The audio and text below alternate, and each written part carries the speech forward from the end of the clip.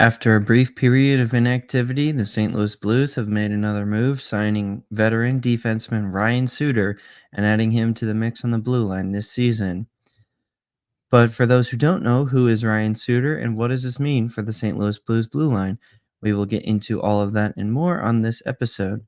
Before we do get started, I'd appreciate if you can give us a like and subscribe if you're watching us on YouTube, and give us a 5-star rating if you're listening to us on your podcast a site of choice. It helps us out a lot. Thank you.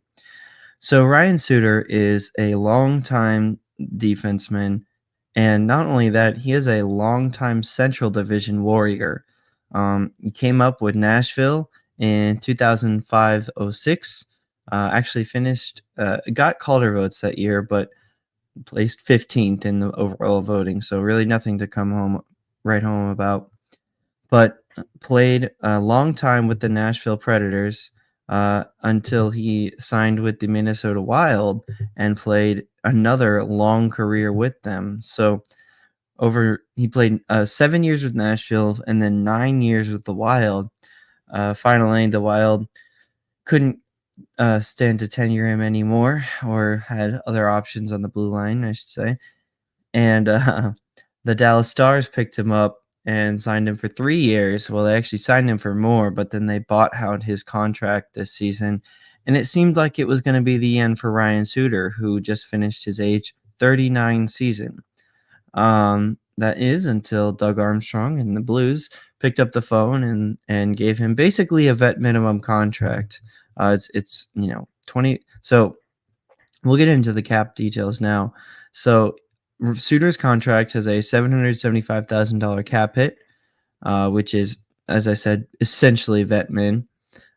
He does have a higher salary, which is the total money he could make, with another $2.25 million in bonuses for incentives, but those won't count against the cap. Those mostly come in the form of games played, is how much more he earns, and there is an additional bonus with a playoff stipulation. So this is definitely, given the details of the contract, we can pretty easily infer that the Blues are not relying on Ryan Suter to play the full hockey season, and they're only going to keep him around if he's really the best guy for the job. But they're not. This isn't a contract that you'd be afraid to cut or buy out, given the extremely low cap hit, and I don't think anyone's going to be picking up the phone, answering trade calls about Ryan Suter. But I suppose you never know. But either way, this is a contract that very clearly is a low risk move for the Blues, even if it is a very unexciting signing. As I mentioned, Suter's 39. He'll be entering his age 40 season. Not sure if measurables even matter for someone at this point in their NHL career, but for what it's worth, he's 6'1", 205, and he's been a long-time defenseman. In his prime, he put up solid production. However, his last couple seasons, which was his last couple with Dallas, he's played 82 games in every season previous, and the past 3 seasons, I'll say. In those seasons, respectively, so that's from 2021 to 2024, he had 7 goals, 3 goals, and 2 goals. He had 25 assists, 22 assists, and then 15 assists for point totals of 32, 25, and then 17. Finally, the plus minus is for the first season +1, next season is a 0, and finally, last season he had a +14. So, with the exception of plus minus, you can pretty easily, without even getting into advanced metrics, see how his career is starting to tail down, and his time in the NHL is certainly limited. Additionally, for people who have been watching Suter's game, so Central Division fans and especially Stars and recently Wild fans, a long time discussion point about Ryan Suter's game is that he is one of the slowest players in the NHL, and it looks more noticeable on ice than you would think. So with that, he certainly has some defensive game to, uh yeah, I mean, it's not like you're going to make massive coaching changes in a guy who's gonna be 40 years old, but he's had to really adapt his defensive game for him to still be around in the NHL, and not only that, still have, like, positive numbers even if they're not the most exciting, so he's found a way to play despite his deficiency of being so incredibly slow. On that point, last season, he actually had set, um, really high marks in blocks for his career. Um, so in 22-23, he had 115, and 23-24, he had 111 blocks. And, as I said, these are some of the highest marks in his career. Um, in some other seasons where he, received Hart votes and down ballot Norris votes, he hit like 132, 127, 142. But typically hovers around that 100-point mark. And he had started to fall off towards the end of his career at the Wild.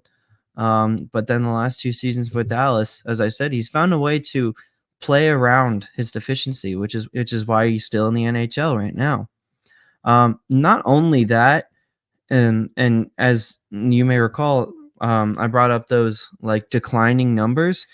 It's still a very gradual decline downwards, and that's all with severely diminishing ice time. So if we look at the last 3 seasons with the Stars, his average time on ice in 2021-22 was, 23 minutes, 39 seconds. That's a lot. That's almost number 1 defenseman levels. Pretty much is for, some teams at least, but, definitely up there.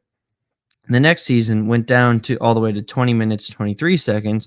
And then last season, it was down to 18 minutes, 56 seconds. So really losing ice time quickly, yet the numbers are the diminishing ice time is far outpacing how fast his numbers are going down.